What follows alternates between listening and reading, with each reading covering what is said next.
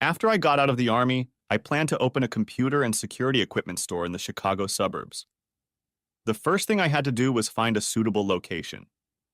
I tried to find a residential area that would be between two Best Buy stores and a good shopping center. On the second day of my search, I found such a place. Driving through the strip center parking lot, I saw a for rent sign on the corner of a nice building. I parked and tried to peer into the dark, empty store when the door swung open and startled me. I stepped back, taking a defensive stance, and then laughed as two attractive women came out of the store laughing at me. "Sorry to startle you, big guy. We didn't expect to see a peeping Tom in the middle of the day." "Sorry, ladies. It was a reaction that has kept me alive for the last couple years. If I had an M4 rifle, I'd have put several holes in you. I'd hate to hurt two such nice ladies." "You can't be a member of the Chicago SWAT team. You're too easily intimidated," the taller woman grinned. "Why were you looking out that window?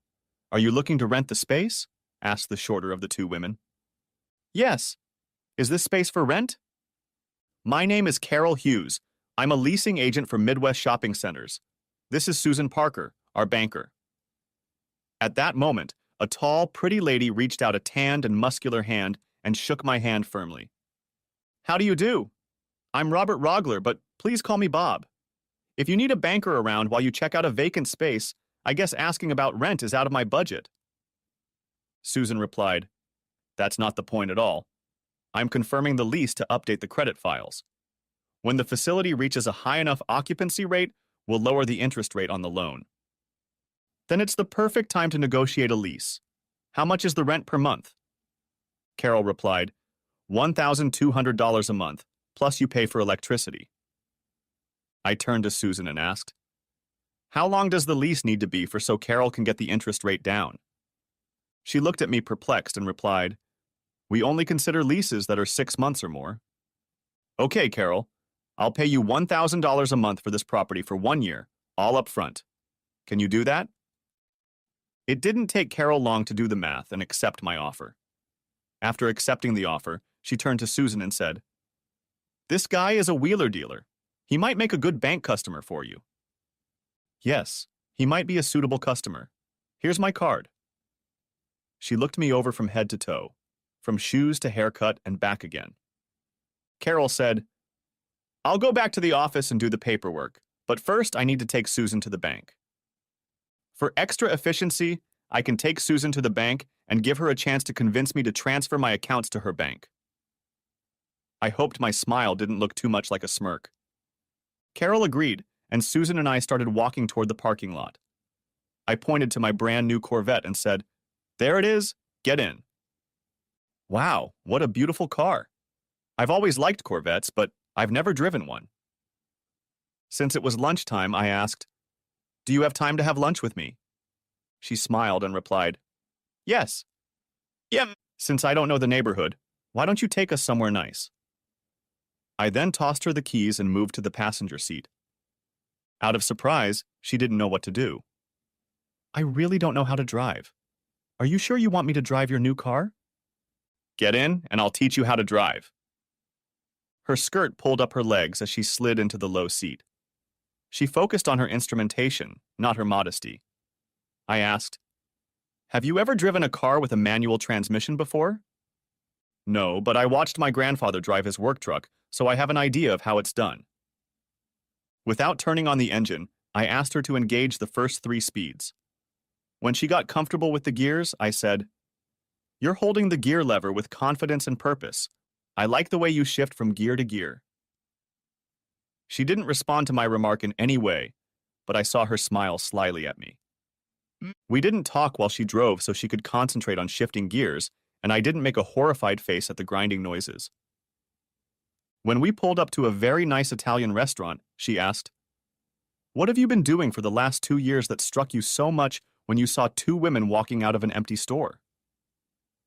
"I spent the last 2 years in the Middle East as a U.S. Army infantryman. There, when an unfamiliar door swings open on you, you better be ready to shoot or die. Since the Army took my rifle away from me, I was going to throw my ink pen at you." I said this with a wide grin to match Susan's huge laugh.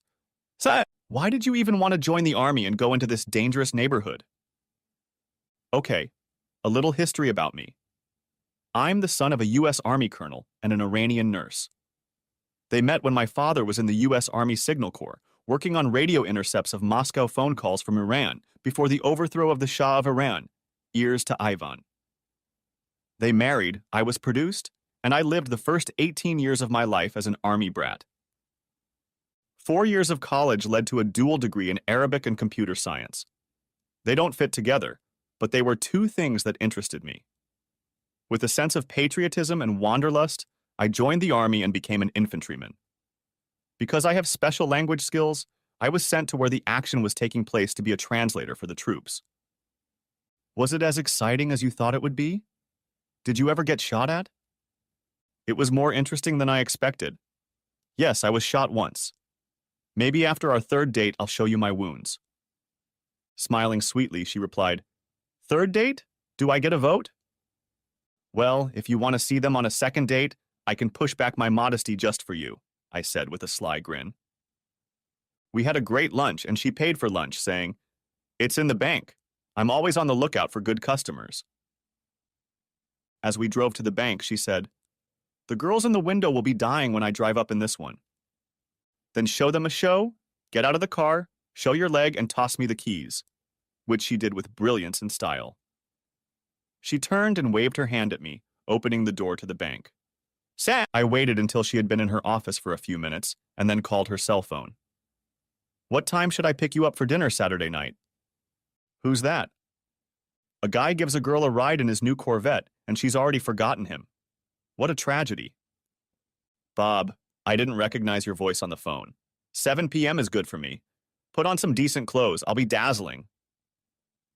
Saturday night couldn't come soon enough for me as I was excited to spend some time with Susan. "You really do look dazzling this evening, Susan. All the guys in the VFW will love to see you walk around in it." Smirking, she replied, "If you take me to the VFW tonight, I'll never get to see your battle wounds." "I can show them to you on a second or third date." "No, because there will be no second or third, and date number 1 will be very shaky." At this, we both laughed, enjoying teasing each other. "I have reservations at Capitol Grill for a great steak dinner if that works for you." "I like this place. Do we have time for a glass of wine here first?" "Yes, there is. I want to see how a successful banker lives in a big city. You have a lovely apartment here. It feels very cozy." She laughed and said, "I'm successful, but at an entry level. I'm working on getting to the big level.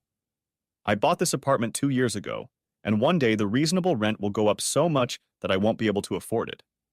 So I'm not spending a lot of money on major renovations." As she poured the wine, I noticed a diploma from Northwestern University. I asked, "What's your major?" "Business finance." "That fits with your choice of profession as a banker." "Yes, it does, but I'd rather borrow a lot of money than lend it out. I'd like to be a real estate developer, and a few years of financing real estate projects is one of the best ways to learn that craft." We talked some more about her college years and future plans, and then headed out to dinner. Dinner went great. Interesting conversation, great food and drinks. How did your computer skills come into play in the military?" "The first combat mission I went on in Moselle changed my duties. We broke into an Iraqi fighter's house and found some computers that my comrades were about to destroy. But I stopped them by saying, 'We have to take them to the intelligence officer.' I collected the computers and their documents and took it all to our camp. When I handed my prize to the G2 officer, they only laughed at me and said, 'Well, what are we going to do with this electronic garbage if we can't operate an Arab computer?' I boldly replied, 'Besides being an army interpreter, I know how to operate a computer in Arabic, sir.' After that, I was hurriedly sent to the brigade intelligence officer. For several hours, I sat at a desk watched by all sorts of people with gold and silver titles on their shoulders. Suddenly, I stopped work, looked at my watch, and said, 'Oh, shit.' This immediately got everyone's attention. Tomorrow at 0200 hours, we will be under a 3-pronged attack. 3 different battle groups will descend on us from 3 different directions. This letter outlines their entire battle plan. If anyone can get me a map, I will point out from which directions they will attack. The decision makers for this sector were already in the room, so I could listen and watch as they worked out plans for airstrikes and artillery fire while the rebels consolidated their troops at the assembly points. Secrecy was paramount, as the rebels undoubtedly had spies informers in our compound as cooks and laborers. No one below the company commander knew of the impending battle until our Air Force struck first. Then every man, including me, had to run to his assigned fighting position. The rest of the report talked about where local forces were hiding weapons and gave a general description of the planned attacks. I was privy to a conversation about which unit I would be assigned to the next morning. My days as an infantryman dwindled as I only went behind the wire when our company was conducting a capture of some insurgent leader. I was the last person to enter any building in search of computers and related logs, passwords, and other important information. Throughout my tenure, I saved many American lives by detecting and disrupting enemy operations. I worked not only with computers confiscated by local troops, but also with computers shipped in from other Arab countries. I didn't tell her that many times I had to find insurgent bank records. It turned out that funds were transferred from one numbered account to another numbered rebel account. No names, organizations, or countries were used, just numbers. The funds were probably used to buy ammunition, weapons, food, bribes, and soldiers' salaries. If this money was of value to the enemy, I felt it was my duty to deny him access to these funds. I had the necessary information to transfer the money to any bank in the world. However, only at one bank did I know the routing and transit number, and only at one did I know the account number. It was my personal bank account number. I used my personal laptop to transfer that money to my bank in Chicago. I'll do a little research later to see where they went from there. At least the bad guys won't be able to buy ammo to kill our soldiers this month.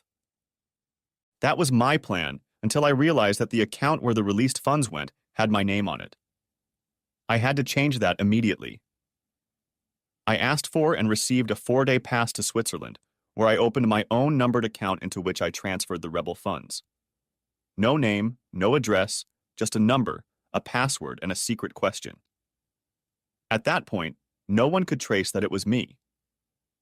Using my personal laptop made the money trail less visible than through an army computer. One of the main criteria for a security clearance was need to know. A general with a top-secret clearance could not review a classified document without providing a need to know for that particular document. For this reason, I did not inform Susan of this source of income that I had created for myself. I continued our conversation. From this description, you can see why I titled my new book, How I Defeated the Rebels While Sitting at My Computer Desk. It's an interesting story. You are an interesting person. How did you get injured while sitting at your computer? Carpal tunnel? She said with a smile. Sorry, I don't show wounds until after the second date. I think I can do that if you're up for it. Let's dance cheek to cheek, and I'll whisper a top-secret story to you. Laughing again, we left and drove my Corvette to a nice club where we spent the next couple hours. When I pulled up to her apartment, she asked, "Would you like to come in for a while?" Yeah, I'd really like that. After we had a few glasses of wine, I decided it was time for me to leave, so I asked, "Was this date good enough to have another one?" She replied, "Yes, I have to come on at least a second date to see the wound." Okay, I'll work something out and call you. You're not leaving until you get your reward for giving me a very interesting evening. She stepped forward, wrapped her arms around me, and hugged me. The embrace was warm, and she rubbed my shirt under my sport coat. I was being pawed while she was figuring out if my body was as good as what I was flaunting. I received a very warm, wet kiss that wasn't as long as I would have liked.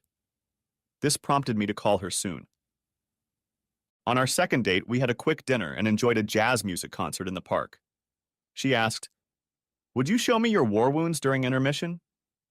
No, I'm a modest man and don't want to make a spectacle of it. Can I wait until we get to your apartment? She replied, "Sure, by the way.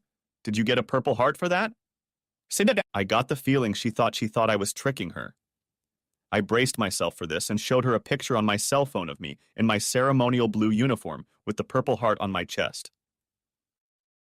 When we got back to her house, I pulled a very formal-looking briefcase out of the glove compartment and carried it into her apartment. "Are you going to propose to me tonight?" she asked upon seeing the box. Smiling, I replied, "No. For that, you need to press date number 6. This is my Purple Heart.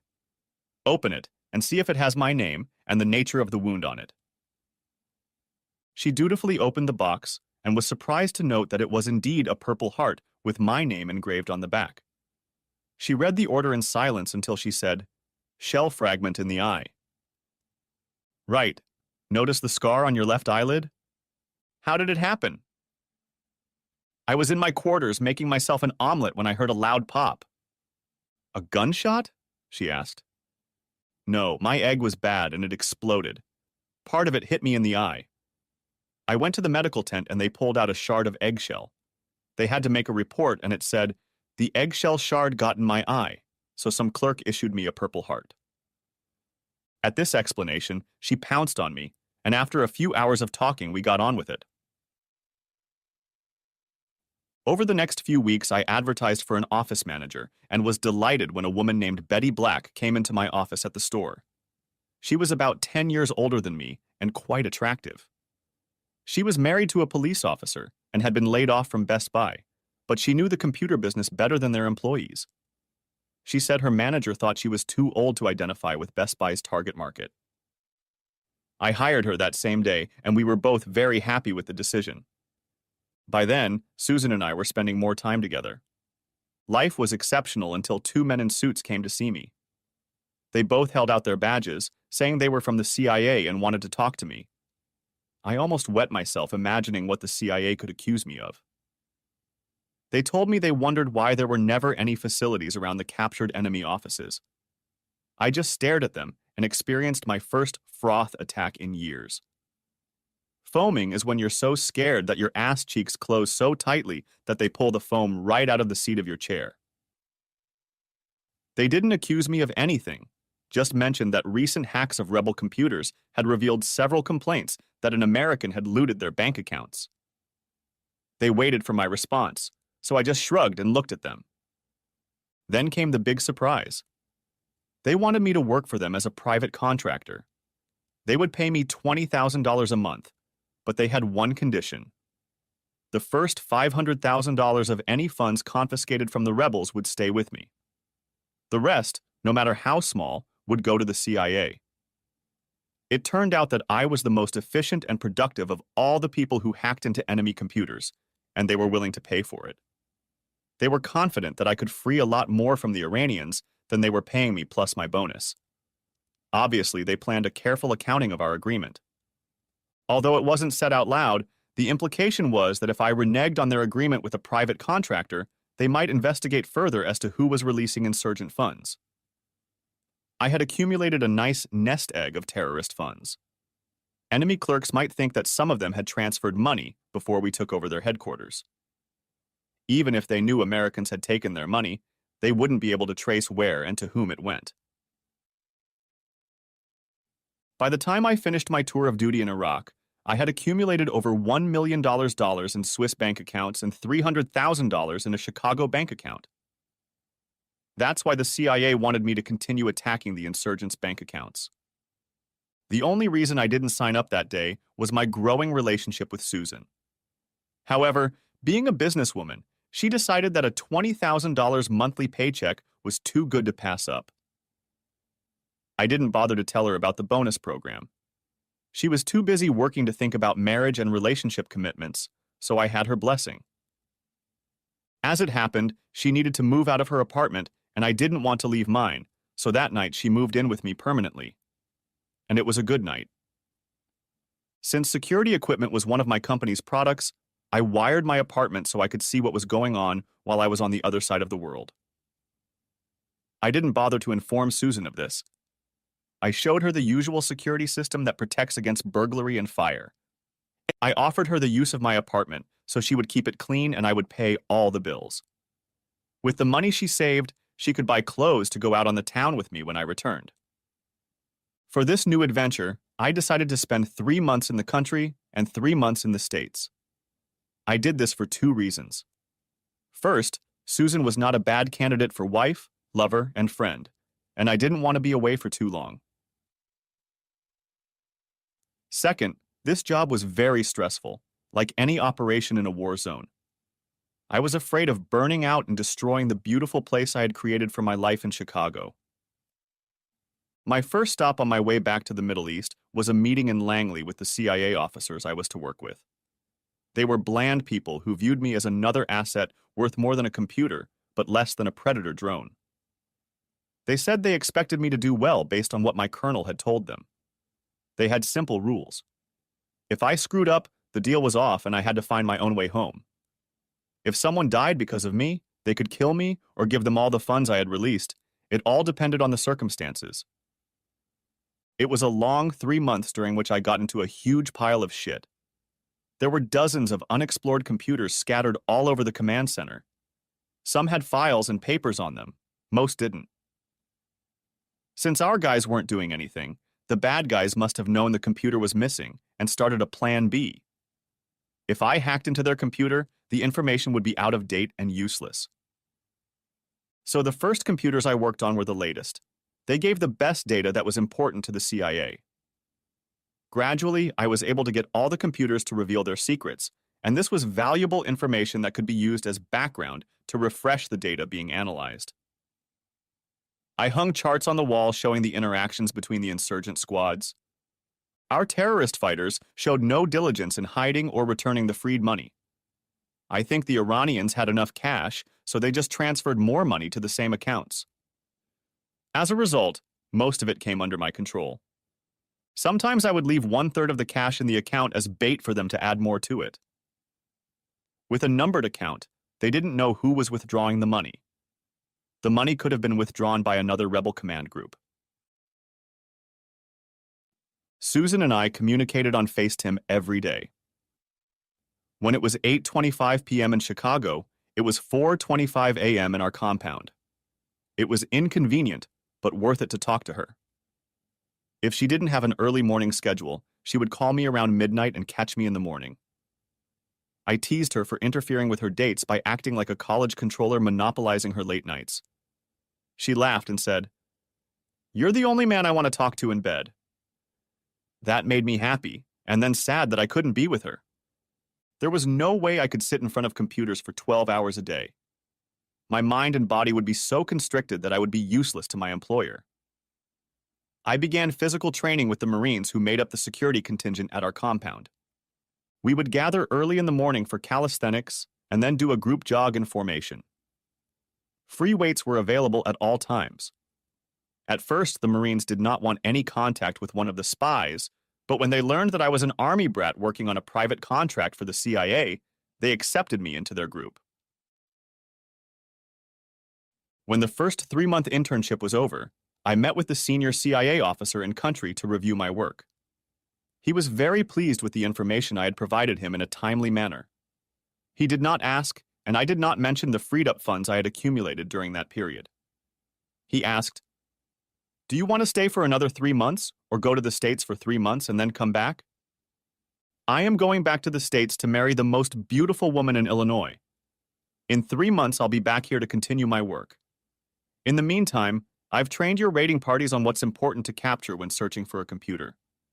I've even created a protocol to hopefully bypass the terrorists' defenses and gain remote control of their computer. This will give me the opportunity, while I'm in Chicago, to pore over it to find the latest information for you." Susan's face was as radiant as a full moon on a dark night when I walked into O'Hare Airport 2 days later. I'd waited 2 months for the newly reunited affair to settle down, but it hadn't, and that was my cue. This affair was real. The florist next to the computer store made a gorgeous arrangement of colorful flowers and delivered them to Susan with a note. "You are more beautiful than all the flowers. Would you do me the honor of dining with me this Saturday night at an exclusive but stunning restaurant? I would advise you to buy a new dress for the occasion."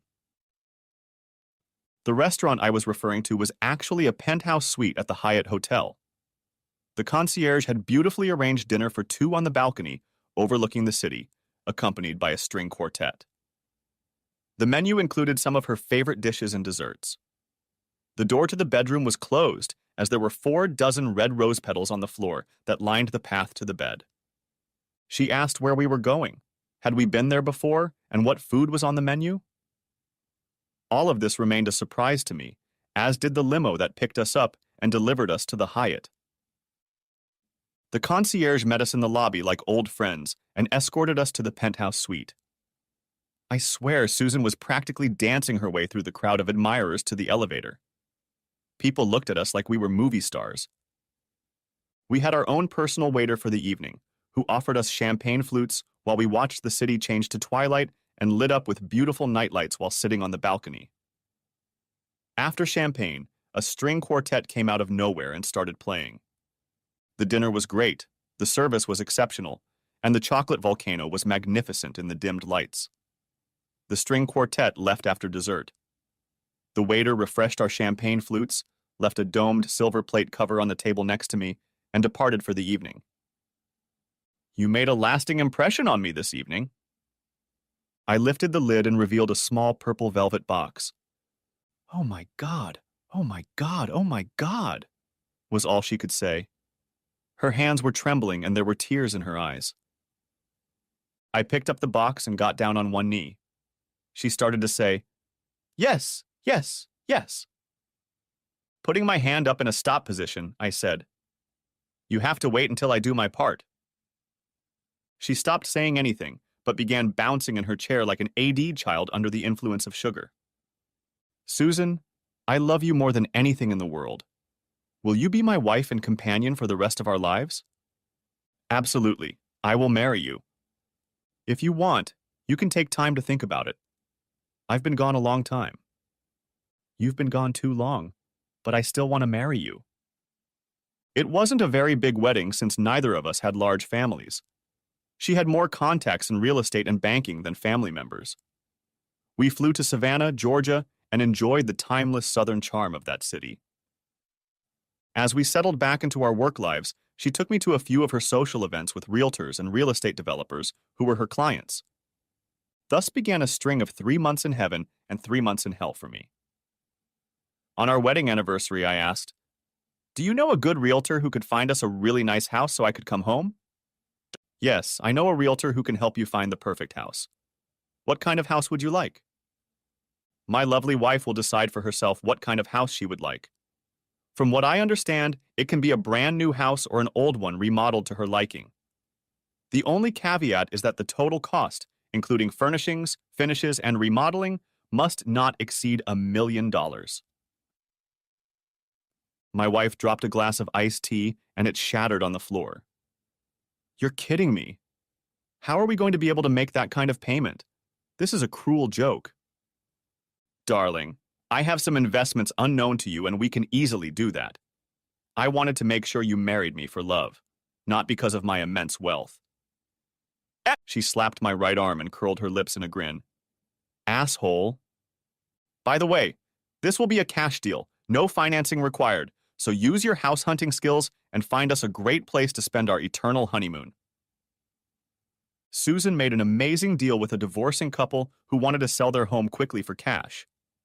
I wasn't home during the massive remodel, but as we chatted on FaceTime, I was privy to everything that was going on and what was next. While the house was falling apart, I wanted a top-notch security system with a hidden camera, microphones, and speakers to my specifications. I started paying more attention to security because an informant told CIA operatives that terrorists were angry that I, or at least someone, was stealing their money. The last thing I wanted was to be captured by angry, vengeful Muslims. I called Betty at the computer store and asked her for the name of the best private investigator in town. She said, "Tom Pappas is one of our best clients and a very good one. Thorough and professional, but not cheap. He buys high-end surveillance equipment from us. Would you like to know his number?" "Yes, thank you." The conversation with Mr. Pappas was very productive because he knew exactly what I needed and how to install it. Most of the electronic equipment in the house was integrated into my personal computer system. I could turn on the TV and change channels. So well thought out. Susan was thrilled with her new home and couldn't have expressed her love more than she did. With no time to waste on the dating game that singles play and no husband away from home, Susan devoted her time to developing good relationships with members of the local home builders association. Her loan portfolio at the bank was noticed by front-end lenders, and they appreciated the variety of loans. Starting my 4th year, I noticed changes in the way I was greeted at the airport. They changed from jumping in place, nice hugs, and quick kisses to complaining about the weight of my luggage. The last 2 greetings made me anxious. The first disturbing greeting was her impatiently waiting in the car for the last one. Just take an Uber and drive home, I'm busy. After being home for 3 weeks, I tried to nudge her to see if there was a problem with me, her, or us. Honey, you seem distracted. Is there anything I can help you with? Maybe there's something going on at work that's bothering you? If you want to talk about it, I'm all ears. No, I'm fine. To the average person, this means, it's fine, no problem. To an enlightened person with combat experience, it screams, coming, it's coming, an artillery strike is imminent.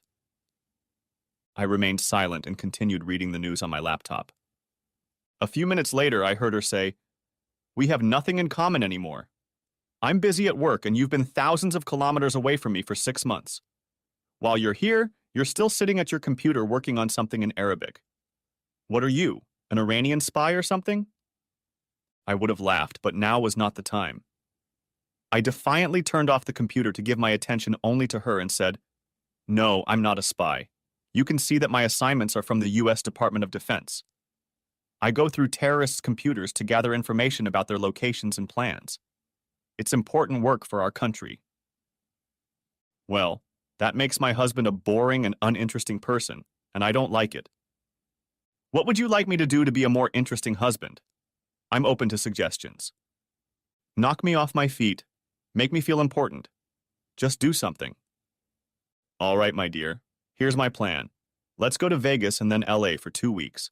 Neither of us will take our jobs with us. We'll just be together. Just the 2 of us. You'll decide what to do, what shows to see. I'll organize everything. Just tell me what you'd rather do. I don't want to buy tickets for Elvis impersonators while you want to see Celine Dion and Cirque du Soleil. Yeah, that would be a good start. I'll start thinking about it. Tell me what you want to see on this trip.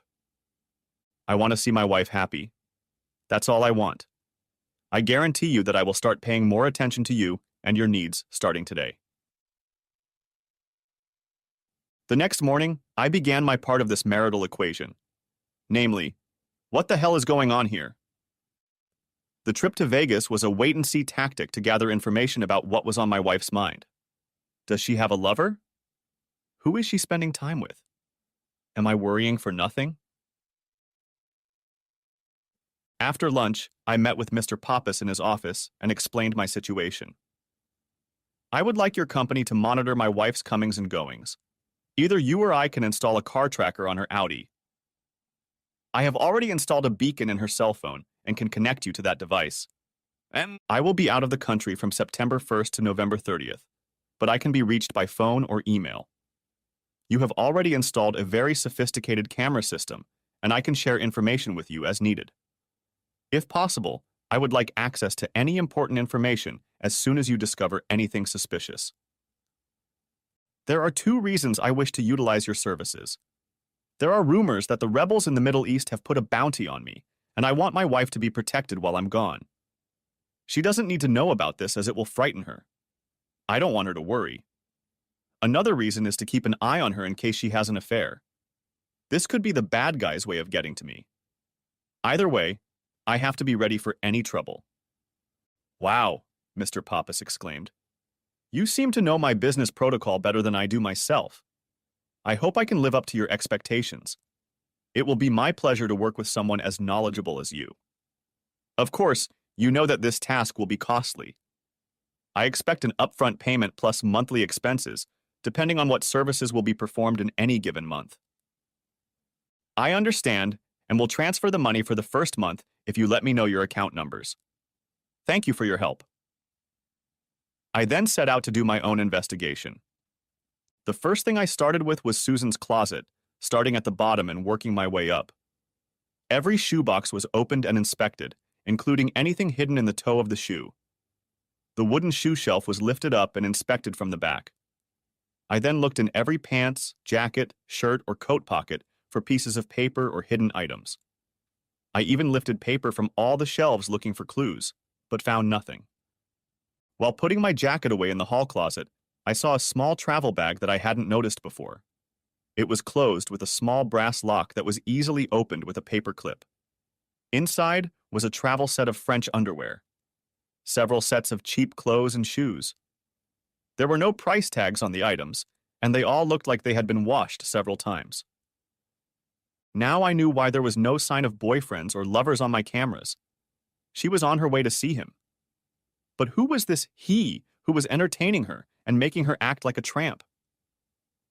The last step was to make sure the hidden cameras were still in place and working. I replaced the batteries in all the cameras. I questioned my actions as I was sure there would be evidence in her bedroom. Then it was as if it hit me, and I headed for my office. The top drawer of my file cabinet had been opened and had screwdriver marks on it. It was where I kept my tax returns and investment information. As I pulled out the first of the tax returns, I noticed that the papers were not lying in the order I had left them. Each year's tax return was in a folder with an IRS Form 1040 on top, so I could easily refer to it when needed. While these folders were still neat, they were not in the order I had left them. Someone had pulled out and gone through my tax returns for the past 5 years.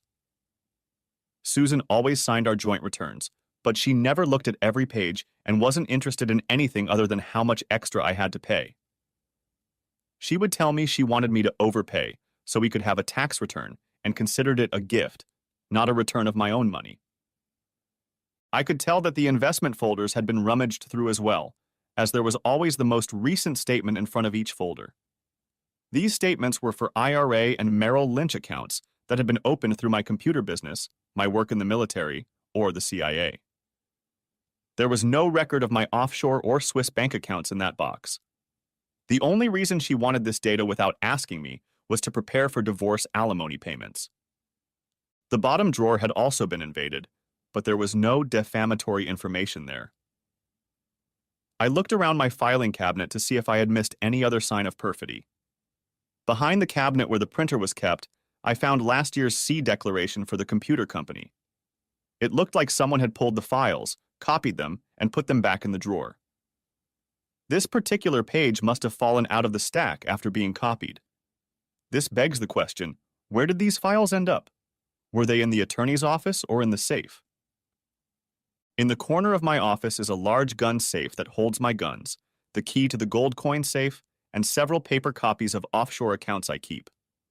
These contain the bank, account number, and password to my secret accounts. Of course, they were coded so that the average person would not know of their contents. When closing the safe, I always set it to my high school soccer jersey number. Right now, it was 0. I opened the safe, but it was just as I had left it a month ago, so I locked it again and set it to 46. The next business of the day was to make a date with my wife for a lovely dinner. After making reservations, I called her office and got to voicemail. My message went like this. Good afternoon, my beloved wife.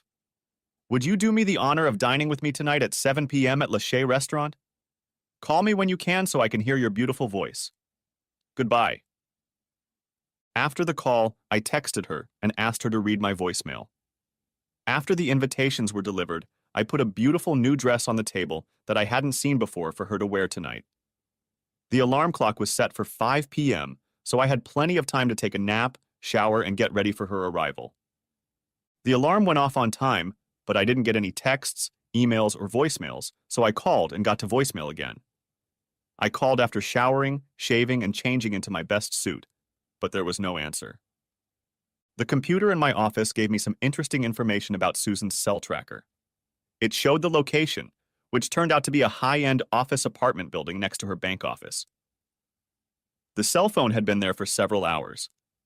This was probably advantageous to me, as I could now start asking innocent questions and acting like I didn't suspect her infidelity. I left the house at 6:15 to go to dinner and called again to ask her to meet me at Lachey. My plan was to let her embarrass me by not showing up and see if she was sorry or not. The hostess of Lachey realized that I was waiting for my wife. At my request, I was seated in a secluded area. I ordered a bottle of her favorite wine and started playing with my cell phone. According to the tracker, she hadn't left the house by 7:20, so I ordered myself some soup. I began to notice sympathetic looks from fellow diners and restaurant staff. Here was a well-dressed man being set up by his female companion. At 7:30, my phone vibrated and I saw it was Susan. I answered, "Hi, honey." "Please forgive me, Bob. I'm so sorry. My phone ran out of battery and I couldn't get my messages through." "That's understandable," I said with a sigh. "Will you come to my place for dinner? This dinner is for you because you said I wasn't attentive enough. Are you still waiting for me to show up?" "Yes, Susan. I just had a really good soup and my salad is on its way." "Then I'll be there in 30 minutes. I'm really sorry, Bob." "Great. You'll be here just in time for dessert and drinks after dinner." I was just putting the knife away, having finished a wonderful ribeye steak, when Susan burst into the room. She was out of breath, her hair disheveled and her blouse wrinkled. "I can't apologize to Bob. I really can't. You were trying to make this night special and I ruined it. I'm really, really, really sorry. What can I do to make it up to you?" "Have you eaten yet? If not, please order something while I get dessert. Then you can tell me about how your day went." "No, I haven't eaten yet and I'm very hungry. I heard they have a great triple chocolate brownie here that I'd like to try. Please order that and a scotch on the rocks." I ordered 2 brownies and asked her, "So how was your day?" It was hectic from the start. We were trying to close the loan on that shopping center on Douglas Street, and we had a problem with the wording on the mortgage on the property.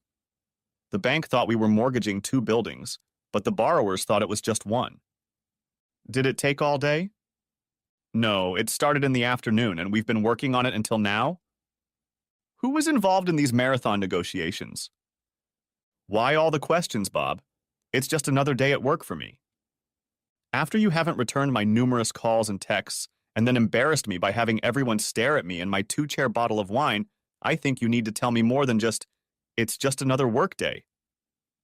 Do you think that's overstepping your bounds?" "No, it's not out of line, but I don't like being asked like I'm hiding something from you." I raised my eyebrows and asked, "Are you hiding something or someone from me?" "No, I'm not hiding anything," she snapped back.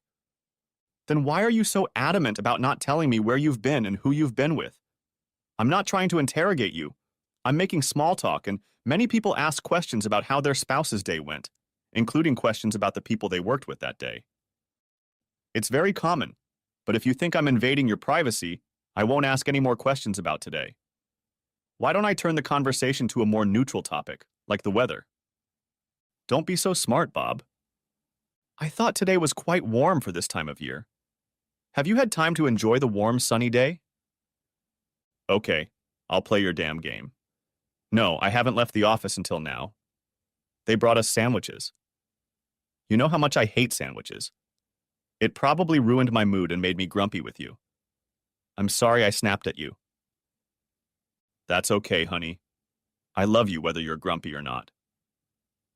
The rest of dinner passed in a less cliched atmosphere as we discussed plans for the weekend. The big reveal of the evening was a huge lie about where she spent the day. Looking at her cell phone calls tonight could prove to be very interesting. When she went to the bathroom, I checked her phone. It was 75% charged. So much for a dead cell phone. As soon as we got home, she went straight into the shower. There were very few days when she showered after work. Maybe in the heat of the summer, when she was looking at raw land for development, she showered after work. All of these discoveries I made on just the first day of the actual investigation. It's amazing what you can find if you start looking. It was important that I continue to appear ignorant of what I thought was going on. My eyes and ears had to be open and my mouth closed. My ego had to take a backseat or I was finished. In Illinois, adultery is not grounds for divorce, so I didn't need pictures of her having fun with someone. However, we had to have irreconcilable differences to get a divorce. If I got a divorce, I'd also get screwed in the ass. More than half of what I had risked my life for would go to that bitch. My plan was to make my fortune as small and inaccessible as possible. This was going to take some serious thought. I was sitting at my computer doing portfolio reallocation in Switzerland, and neither heard nor saw her enter my office. It was a complete lack of security protocol on my part. She asked, "What are you looking at? What caught your eye?" I turned around in my chair and saw that she was looking at my screen from only 4 feet away. I knew that if I tried to hide the screen, she would realize that I didn't want her to see it. So I moved away from the screen and tried to shift her attention to myself. "I'm just trying to reallocate some of my investments. I need to decide to increase either Google or Amazon. What would you suggest?" She paid no attention to the number $3,646,962.44, the cost of the bill. "What the hell is this? Is this your money? There's no name on it, just numbers." Unlike her, I felt the need to be honest, at least mostly. "Yes, this is my bank account in Switzerland. It's part of the money I made trading goods while I was bored in Afghanistan. Why don't you transfer that money here so I can spend some of it?" "That money sits there until I bring it into the US. Then I'll pay a huge income tax on it. They will come back as needed. The million you spent on this house and furnishings was part of that income. It was my gift to you." She said sternly, "As a result of not knowing about this hidden account, I want an honest answer to one question. Are there any other accounts outside the United States that I don't know about?" "Yes." "How many accounts and how much money is in there?" I said with a smile. "You've already exhausted your one honest answer." At first she got angry, then she jumped into my arms and said, "Great, I want you to keep surprising me with wonderful facts about yourself." She smiled radiantly as she said, "That's great news. I need a Ferrari for my new car, and will be able to buy a bigger, nicer house and—" That's when I interjected, "Wait a minute, honey. I do plan on spending all that money on us, but I have a plan, and I'm going to stick to it. We can blow this money this week, but then I won't have the funds to raise it over the next few years. I've made $3.6 million, and I can triple that in 2 years. Would you rather have $10 million in 2 years than $3.60 now? Besides, I buy you a new Audi SUV every year to drive around town. You're already taking advantage of my income. You just don't realize how much more I can give you. Please keep this in mind. I have so much more to give you by being your husband. I love you, and I did this just for you." "Yes, I agree," I said with a smile. "Good. Then I'm off to my next appointment. I only stopped by to pick up some papers I forgot this morning. I'll see you tonight, love boy." I was very angry with myself for not navigating the situation well. This potential confrontation could have blown up in my face, but things turned out better than I thought. I told her pretty much the whole truth, and that made me happy. Maybe our marriage wasn't on the rocks. Maybe I had misinterpreted what was going on. I had to give her credit. After all, we had been married for 5 years and I was away a lot. Was it bad that she was only happy with me when I could lay money at her feet? Who was she? A loving wife, a gold digger, or a gold digger with a boyfriend? The conflict in my mind continued. If she was still committed to me, then everything was great. If, however, she was cheating on me and planning to dispose of all my money as she saw fit, then I needed to be prepared. I needed to be prepared for the worst and hope for the best. My preparation began by renting a storage unit and moving the personal and professional items I would need if I left the marriage in a hurry. My parents were no longer alive, and I was an only child, so I had few family items. I backed up all the important data on my computer on an external hard drive and put it in the closet. I packed some of my clothes, shoes, and personal belongings in case of an emergency getaway, and left the rest in case of a retreat.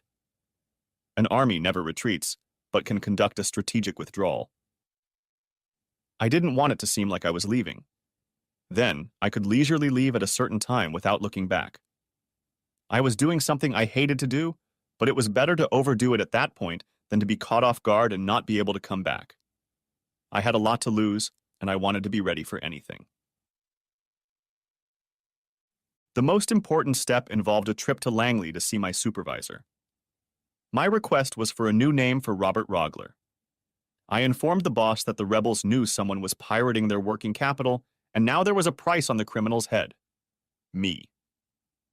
I had two options: quit my job or ask them to create a new identity for me. No consent was forthcoming, but 2 weeks later, I had a new passport, a Virginia driver's license, a social security number, and a history of working for a clandestine CIA facility. It was all in the name of Tyler Connors. A buy-sell agreement was drawn up with Betty Black that transferred all of the store's assets to Betty. There was no sale of the company, just the assets, including $50,000 in cash. I sat down with Betty and explained my thoughts to her. Betty, I have a bad feeling about my next trip to the Middle East, and I need to square things with you. If I don't return, I want all of the store's assets to go to you.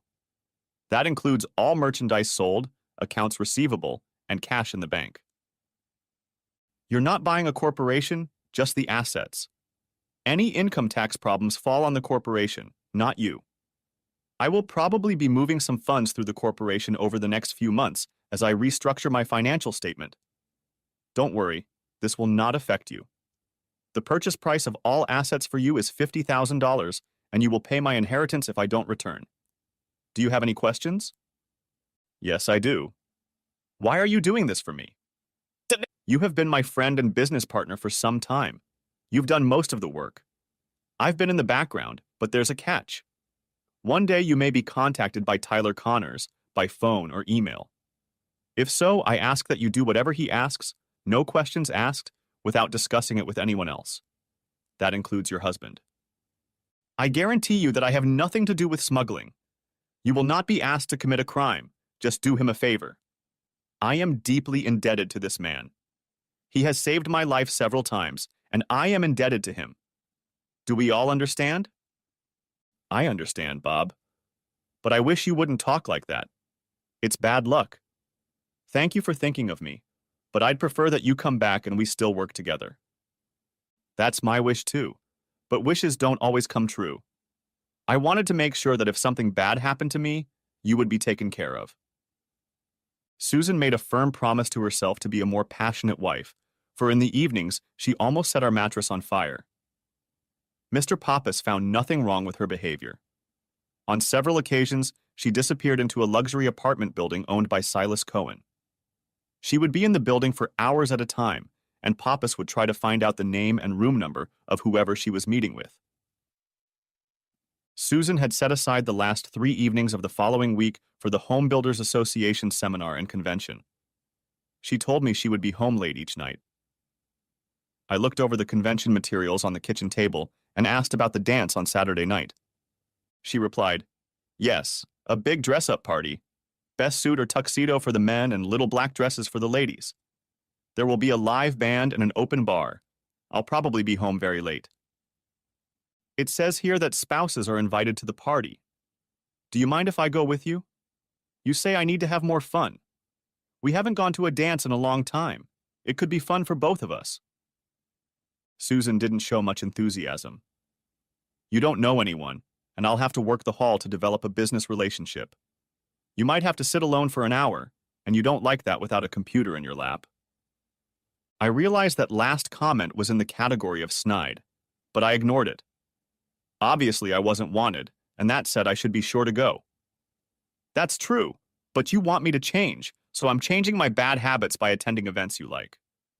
I'm trying to be the kind of husband you said I was. I told Mr. Pappas about the big party the following Saturday night, and he promised that the Hyatt Ballroom would have all the necessary equipment set up to catch every sound near Susan's purse. He also gave me a microphone to record any conversations that might come in handy later. This protected me from he said she said arguments being misinterpreted or misunderstood. Also, casual remarks could prove to be valuable information the next day. I could turn the tape recorder on or off with one swipe of my hand in the breast pocket of my suit. Susan was true to her word about staying home late the first 2 nights of the convention. When she got home, she didn't run to the shower, but snuggled up to me and said, "Good night." Saturday night, I put on my best suit and was in the living room when Susan came down the stairs. She looked amazing. I couldn't believe my good fortune to be married to someone who could look so beautiful. "You look stunning, my dear. That dress suits you so well." Susan wanted a ride in my newest Corvette. The table her bank had reserved was for 8 people and had a great view of the catwalk and dance floor. 2 couples were already seated at our table, and I was introduced as Susan's husband. One of the ladies remarked, "Susan, I thought you said your husband was a computer nerd. If that's the case, why are you here with that handsome stud?" All eyes turned to Susan for her answer to this difficult question. She smiled, turned to me and said, "Why don't you tell them what you do for a living, Bob? Tell them about your store. Tell them where you go and what you do every 3 months." "I own a computer store on Harrison Street, and I go to the Middle East every 3 months to work on computers for the Army. I don't think that necessarily makes me a nerd, Susan." I noticed a tinge of annoyance on Susan's face at my rebuke of her for saying I was a nerd. "Well, you'll always be my favorite computer nerd anyway. Go get us something to drink while I socialize with the people at the other table." And she left. I, on the other hand, went to fulfill my assignment of buying a glass of wine for Susan and a beer for myself. As expected, the line for free drinks had already formed, and I found myself at the very end. Standing in front of me were 2 realtor ladies who seemed to care about who was here. The tallest one said, "Here comes the most beautiful loan officer in town, fishing out clients with her decoy, what's left of her beautiful blue dress. I heard she worked very hard to get both construction and permanent loans for the new high-rise Ken is building." "Yes, worked day and night, but mostly at night," the shorter man said. "So I've heard," the taller woman said, causing both women to giggle. "Did you see the rock on her finger? It's just huge. I wonder if her husband knows how much she dissembles in the name of business development. She says her husband is a computer nerd and is out of the country a lot. Maybe he just doesn't mind. There are some guys who like their wife to be entertained by someone else." They were next in line for drinks, so I didn't hear them cackling anymore as they made their way to the appetizer bar. Susan wasn't at our table, so I started looking around. She was the only woman in a group of 4 men. The men circled around her like wolves waiting for an opportunity to devour her. I approached her with our drinks and squeezed my way into the circle of wolves, getting a dirty look from those I stood in front of. "Here's the wine you asked for, dear." She looked almost stunned that I had invaded her territory while she was holding court with her wolf pack. She half-heartedly introduced me to her friends. They all seemed to take my description as a computer nerd. A small, creepy-looking man said, "Nice to meet Mr. Rogler. I'm Sales Kyung." "Nice to meet you, Mr. Cohen. I understand you are the man in charge of real estate in this town." I really didn't feel like shaking the sticky hand of this creep who looked like the Grinch from a Dr. Seuss tale, but I did. "Sam, Bob doesn't know much about real estate since he's in the computer business," Susan cut in, trying to belittle me in front of his wolves. "Susan, honey, computers are for people to learn about things they don't know about. That's where I learned Mr. Cohen's name." The Grinch then said, "Your wife told me that you are a very shrewd investor." "Oh, really? I didn't realize she shared my investment strategies with you," I said, throwing Susan a death stare. She found some reason to find a little thread on her arm that needed to be taken care of. "She didn't tell me anything specific about your investment. She only said she was very surprised at how large your portfolio was." Guess I should have guarded those investments better, lest she tell everyone at a public event about my investments. By this time, my wife was seething, and so was I. The last thing I wanted was for noisy people to know the means I had used to get a large sum of money. She does well not to tell me about her affairs. I had hoped she would do the same with me. It was time to leave this conversation. "It was nice meeting you, and if you'll excuse us, I'd like to dance with my wife now." I set our drinks aside, grabbed Susan's hand, and dragged her to the dance floor. I hissed in her ear, "You better calm down right now, or you're going to ruin both your marriage and your career. Act happy and be happy with yourself, or this night will be remembered for all the wrong reasons. Be a professional, not some schoolgirl with an attitude. Now take 3 big breaths, wait 60 seconds, then smile at me, and we can talk. Surprisingly, for once she did as she was told. I didn't like you coming at me like that. I know you didn't like it, but don't you dare tell anyone about my wealth. I don't trust anyone else, including you. That really shocked her. She said, You don't really mean it, do you? How often do I lie to you? How often do you lie to me? Another shock to her. She replied, I've never caught you in a lie. She did not answer my question about how often she lied to me. At this point, one of the wolf pack touched my shoulder and asked if he could dance with my wife. I'm sorry, but tonight is a special night, and we won't be dancing with anyone else. Try next time we get together. He smiled, nodded his head, and went back to the band. After a few songs, we went back to our table and had another drink. I didn't feel like I needed to be here anymore. I'm done here, Susan, and I'm ready to go home. Are you going home with me, or are you staying here? I'm torn between staying and going home. This is my job, and there are people here I need to spend time with. But then how will I get home?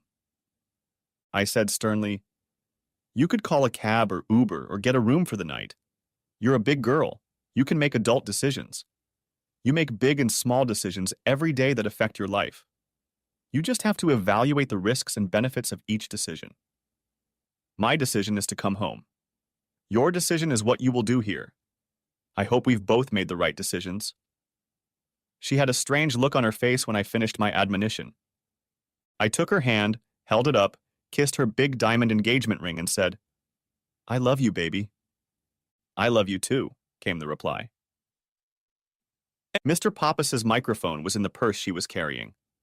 I texted him and told him that she was at the Hyatt and that in the next day or two, we would indeed get an idea of what was going on with my wife. He confirmed that his equipment was in place and was already collecting data. She didn't come home that evening. It was nearing noon when she arrived at the Uber. Her dress was wrinkled. She walked into the house and thanked me for being her husband. Then she went upstairs to take a shower. My first thought was, when did Hyatt rooms not have showers? I wanted to call out to her but held my tongue.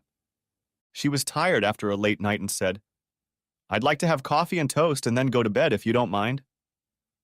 Placing toast with her favorite strawberry jam on her plate, I asked, What did you do after I left the dance? The first thing I did was dance with Dan Davis, the man you refused to dance with. He didn't take offense at you for refusing the dance. He said you seemed like a nice guy. There were about 30 people that I talked to a little bit. Enough for them to realize that I knew who they were, and they were important to me. She didn't say when she went to her room for the night, or whether it was someone else's room, nor did she say where she had breakfast. I'll find out from Mr. Pappas what she said when I wasn't around. Mr. Pappas and I met at his office at 10 a.m. Monday morning. We walked into his office and he offered me a cup of coffee.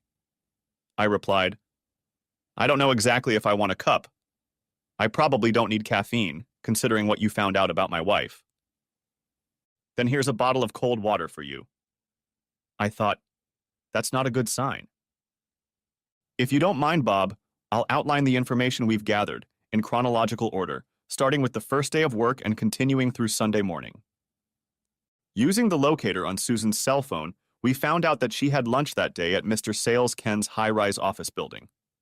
The next time she came into the building, I followed her to the 14th floor, where she entered the real estate office of Dan Davis, a subsidiary of one of Siles Cohen's many companies. As of yet, we have no audio or video recordings of these offices. From this point forward, I'm going to give you the results of our surveillance, not word for word, all of the conversations she has had over the last 3 days. She told Dan Davis on the phone that she was disappointed in your participation in the Home Builders Convention. She would rather be with Dan that night to eat dinner, dance, and love all night long. She was going to pretend to be drunk and say she couldn't drive home. Davis made a disparaging remark about your mental faculties and she cut him off. She reminded him that she never wanted him to berate you because you are her husband. She told Davis, I'm using you for business connections, so remember your place. If you ever mention Bob again, you can find yourself a new whore. In a subsequent phone conversation with Davis, she said, Eureka, I've made up my mind. You decided what? According to him, Susan said, you need at least $3 million to complete the equity portion of the new condominium by selling part of that center. I can get the money from Bob and become an investor in the shopping center. He probably has more money stashed away somewhere, and I can use it to saddle you in sales and build my portfolio. In a year or two, I can quit this stupid bank job and use that capital to fund other projects. Where'd that nerd get all that money? Davis asked. Careful, big boy. He's not such a nerd if he has $3 million in his account. That's $3 million more than you put in. Let's put this divorce plan on the shelf until I find out what his cash position is. It may be better for us if I stay happily married to him and control all of his money than if I divorce him and only get half. Mr. Pappas continued. At the convention, the only valuable conversation took place when she told Silas Cohen that you could be the source of funding for the equity stake in the mall. Then, you entered the conversation.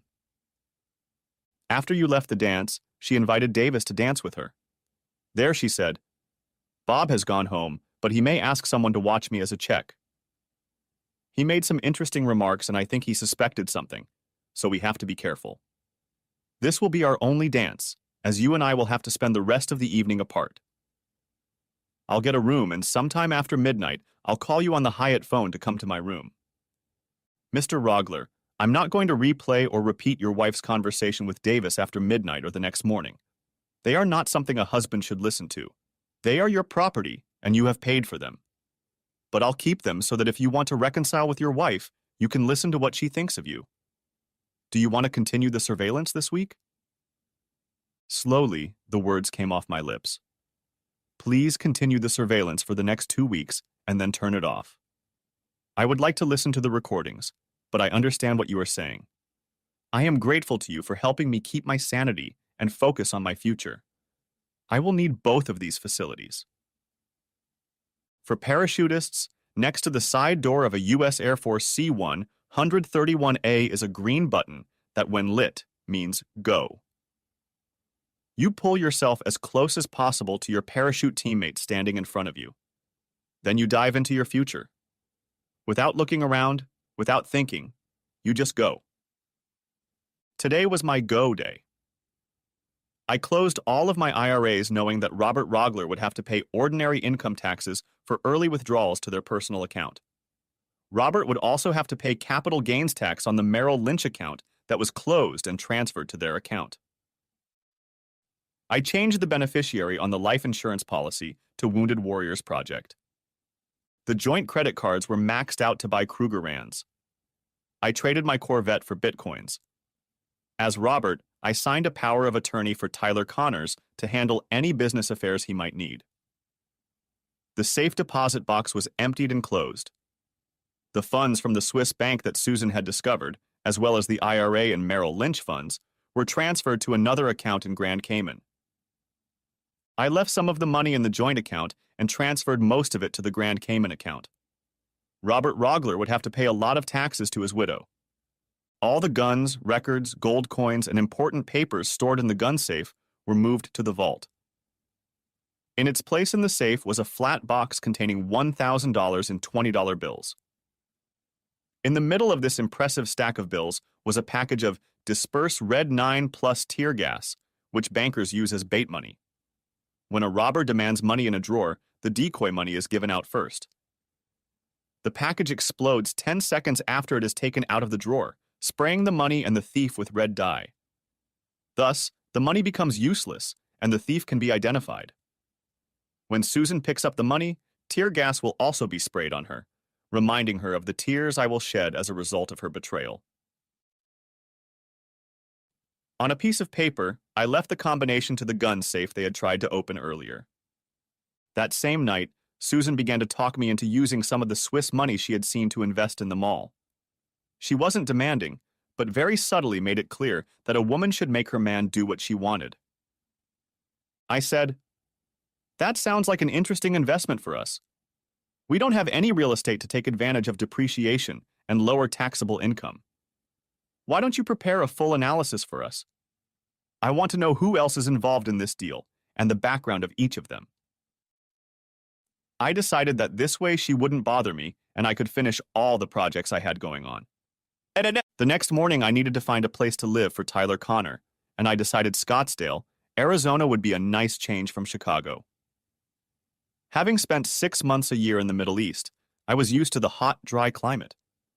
I contacted a realtor in Scottsdale and asked him to give me some listings for a 4,000 square foot, single-story Adobe-style home with a pool, mountain views, and a golf course for about $3 million.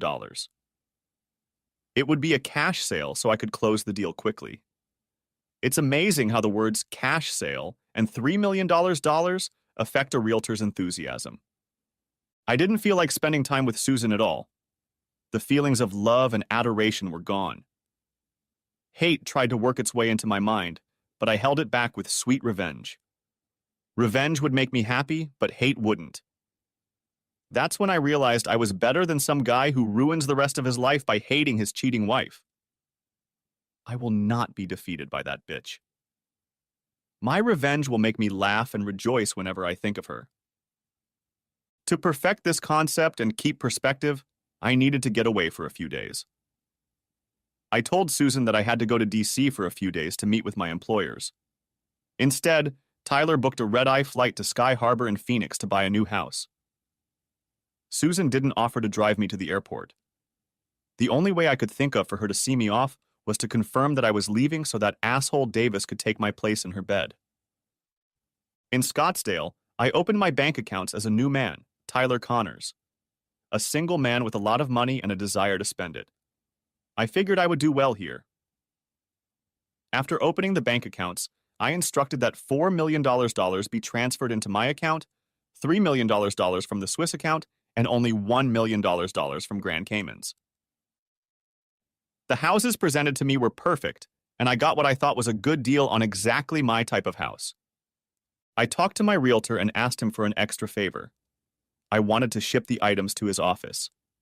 He was to store them securely until my return 2 weeks after the deal closed. For a fee, he was willing to do this for me. I watched the motion-activated videos of our house every night and didn't notice a single suitor or lover. She was working on a prospectus for a proposed shopping center for me. I returned to Chicago with a smile on my face, underneath which lurked a great plan. Susan was sitting in her Audi waiting for me at the airport. "Welcome home, my wonderful husband. I've missed you." "Yes, it's been a long trip." Early the next morning, I quietly got dressed and left the house. I didn't want to talk to her or see her. Mr. Pappas was glad to see me, as he had a number of important facts for me to ponder. During the recording from Susan's purse, he recorded that my wife had made several visits to the Ken building, first to Davis's office, then to Mr. Ken's. He said, "It was in Cohen's office that Susan, Cohn, and Davis discussed the options for using your money and prioritizing them." Taking a sip of coffee, Pappas continued, "It seems that Ken has been very successful in his real estate projects. Too successful since he's almost completely out of working capital. His fortune is in the hundreds of millions of dollars, but the capital is tied up in illiquid assets. He doesn't have enough cash to buy a steak dinner. If he doesn't bring in a few million in cash, monthly loan payments will default, and the loans will go into default. This will lead to a domino effect, lots of foreclosures, whether they have millions of dollars in the property or not." I thought, Susan has gotten herself into a predicament. She wants to be a real estate mogul, not a banker, and she's going to use Ken as a springboard.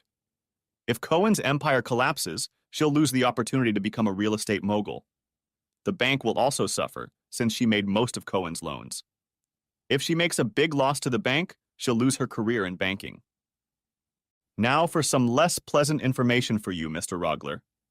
From our hidden camera, you will see on this very short video clip where the meeting went after the emergency meeting to create working capital. With those words, he turned the computer screen, and I saw Ken, Davis, and Susan. It was hard to watch.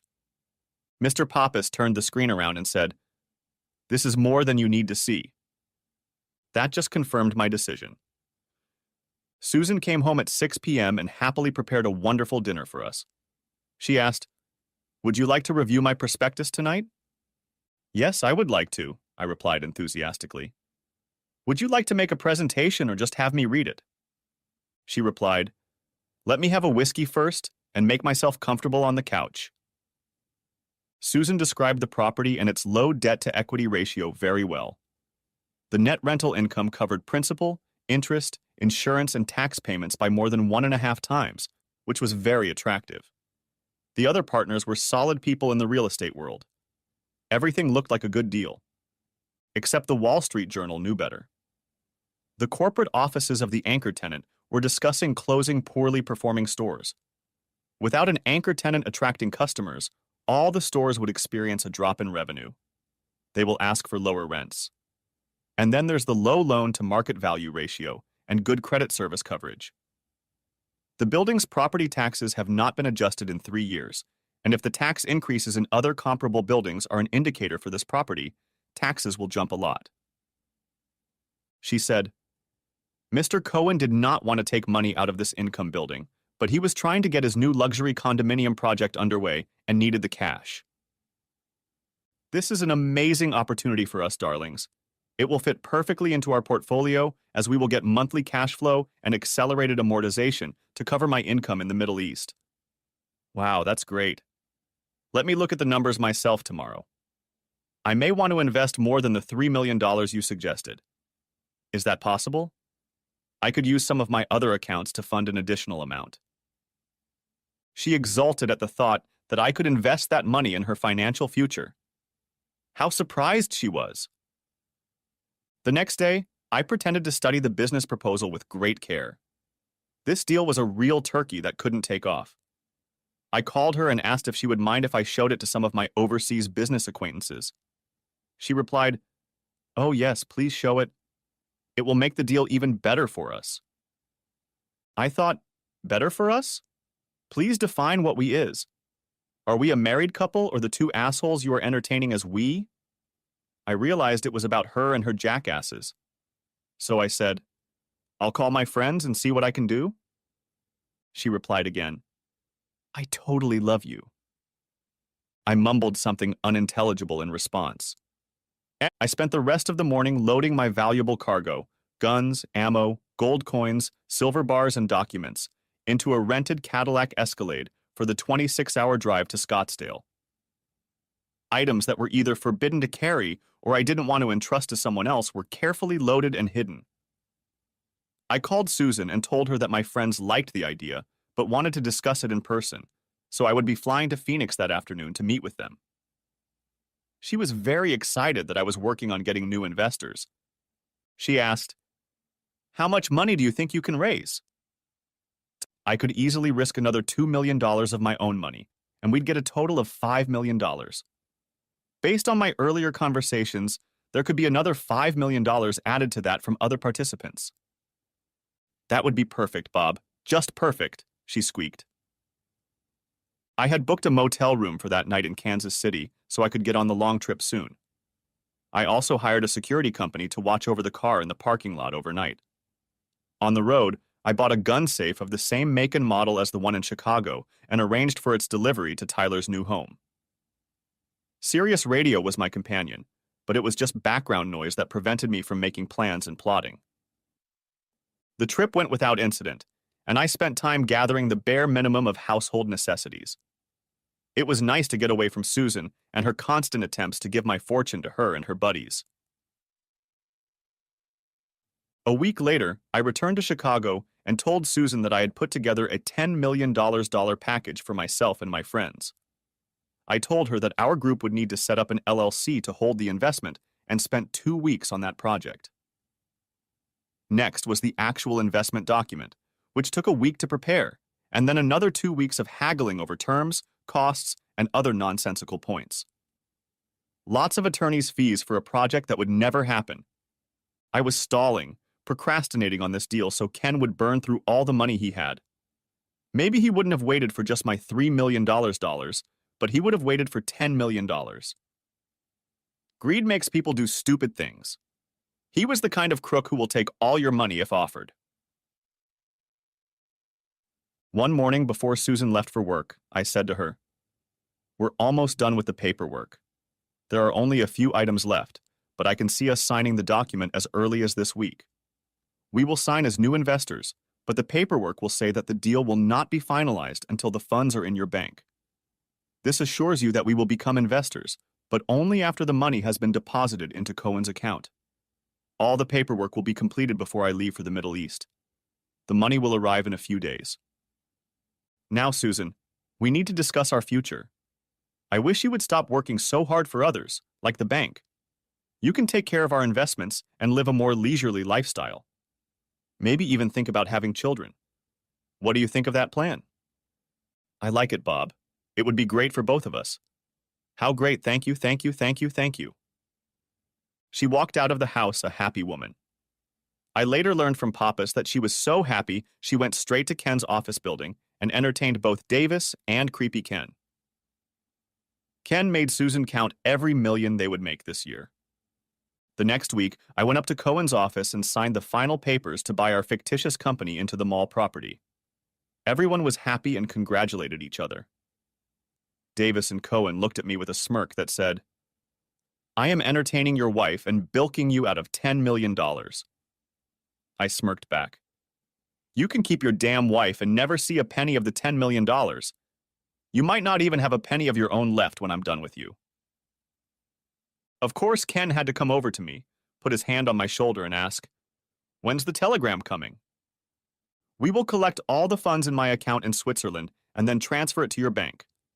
My money is already in the account and the others are collecting theirs now. We don't want to do it in installments. All the money will come in at one point. It should arrive soon." Having signed the document, there was only one thing left to do. I had to leave this group of snakes. Instead, I timed it so that I would leave for the Middle East the day after signing the documents. The money had to be transferred while I was out of the country. We said a careless goodbye that morning, and Robert Rogler left America for good. The last trace of his stay was a stamp in his passport at O'Hare International Airport. The first thing I did when I returned to the Middle East was to turn on my computer and check the security cameras in the house. As expected, it was time for Susan to go to bed, but not at 11 p.m., but in bed with Davis. In the moment, I set off the fire alarm in this house. It was a huge, roaring alarm connected to the fire department. The two of them levitated over the blanket for what seemed like several minutes, trying to figure out what to do. The Keystone cops were funnier to watch. The fire department arrived and spent about an hour with them, trying to locate the source of the alarm. Finally, they left. Because of the time difference, Susan and I kept missing each other on FaceTime sessions. I was usually working while she was having fun. A few days passed when we finally connected. Gone were the words of love and adoration. She growled, "When is the money coming? That document was signed over a week ago. Do we have to send someone to get it?" I laughed. "All the money has already been deposited into my account, and we are ready to transfer it to the U.S., but the banks here are closed right now. I have to go out on night patrol now, but I'll send a telegram tomorrow when the banks open." Changing the subject, "What else is going on besides the need for money?" "Oh, nothing.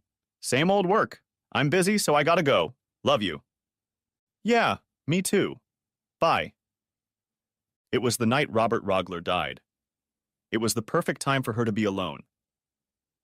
In the house, I had one of the emergency fire lights switched to strobe mode.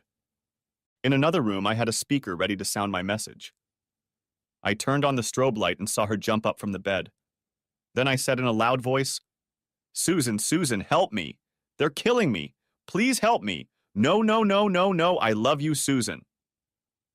Then the lights and the microphone went out. Silence. She was completely out of her mind. She screamed and cried and sobbed. She could hardly catch her breath. She rushed to the phone and called Davis. "Dan, something's happened. I've completely lost my mind. Bob was being killed and they were calling my name. It wasn't a dream. I got out of bed and was walking down the street when I heard it. I'm so scared. Can you come here?" "I'm a little busy right now. Since it was a dream, it's no big deal. Have a glass of milk and go to bed." "You asshole!" I snapped. Just then my phone rang. It was her, and I didn't bother answering it. Instead, I smashed Bob's phone into 1,000 pieces. Susan had no other numbers she could call to get in touch with me. No contacts at all. She was blindsided and all alone. What would she tell Cohen? Where's the money they promised her? None of them knew the other parties to this deal except Bob. Without that $10 million, the Cohen conglomerate would collapse under its own weight. I watched her sprawled in a large puddle on the living room carpet. Her plan to create a real estate empire had failed.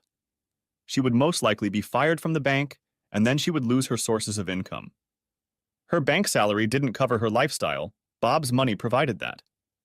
She had $1 million house, but it was in both our names, and without Bob's signature, she couldn't sell it or mortgage it. She could live there, but it was an expensive house that you had to pay taxes, utilities, and insurance on every month. In Illinois, you can declare a person dead after 7 years of no contact. You can declare him dead after 12 weeks if you have proof of his death. An airplane crash into the ocean, a massive fire, or other horrific event must be documented. Neither the U.S. Army, Marines, nor the Iraqi government will issue death certificates.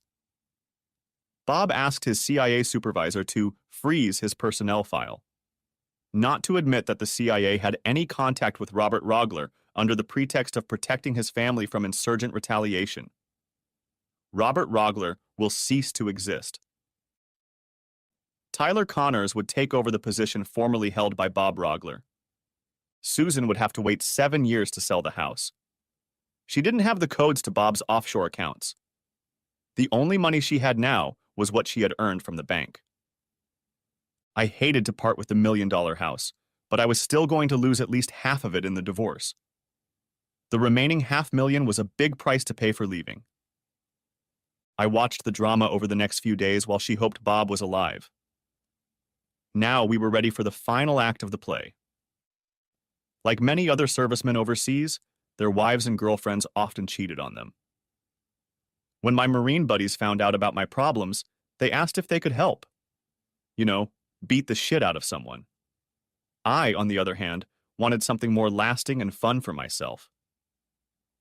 The funniest part was that she had no idea that I knew she was a slut and that I orchestrated the entire collapse of her career and her buddies. Until she was pushed out of the house, I would laugh at her impending financial crisis. We went outside, where we couldn't see our compound, and set up 2 tables, covering them with a blue tarp. One of the Marines, dressed in tribal clothing, took an AK-47 from the weapons room and placed it on the table. I sat between the tables with only my head above the blue tarp that was wrapped around my neck. Chalk had been applied to my face to make it gray, my lips were painted dark blue, and my hair was salted. Ketchup was splattered all over the table and around my neck. It really looked like I had been decapitated, and the rebel was holding my head so it wouldn't roll off the table. We took several pictures from different angles and decided that the best one was a straight shot with my blue eyes staring point blank. The Marines decided it was absolutely the perfect reprisal for me. 3 weeks later, 2 Marines came to Susan's house and knocked on the door. Davis opened the door and said, "We've already given the money to the Salvation Army," and started to close the door. The closing of the door was interrupted by a size 11 shoe. "We're here to see Mrs. Robert Rogler about her husband." Susan said, "Please come in." The Marines were dressed in dress uniforms, but no name tags. Of course, me and my Marine buddies were watching the whole thing from the security camera. "Are you Mrs. Robert Rogler?" "Yes." The Marines told her, "The informant has a picture of an American killed by ISIS. We think it may be your husband. Since we can't get DNA from the photo, this is our only method of identification." She gasped and turned pale. "Okay, let me see the photograph." She immediately started sobbing. "No, no, no, no. Why him? We were going to start a family and let me quit my job. He called out to me the night he died. He told me he loved me. My name sounded on his breath as he was dying, and I was a terrible wife. How can I live with myself knowing what I did to him?" "Where are the rest of his body parts?" she asked, gradually stopping crying. 30 bodies were dumped in a pit and bulldozed. The heads are stacked in a large pile outside the compound. She began to vomit while sobbing uncontrollably. I don't know if it was because she loved me or because of the impending financial collapse she knew was coming. We're sorry to have such bad news for you. Would you like us to call someone for you? No, thank you, she sobbed. As they walked out of her house, one of the Marines picked up the picture and put it back in his briefcase. Across the block, they were doubled over laughing at the part they'd played in bringing this cheating bitch down. Her husband had abandoned her to her fate and kept all of his hard-earned money. As they were getting into the car, they heard Davis yell, "Where's our $10 million? What happened to the $10 million dollars? How do we get to our $10 million dollars? We're all going bankrupt if we don't get the damn money." The end. Thanks for watching. I hope you enjoyed it. So subscribe to my channel and watch the next video.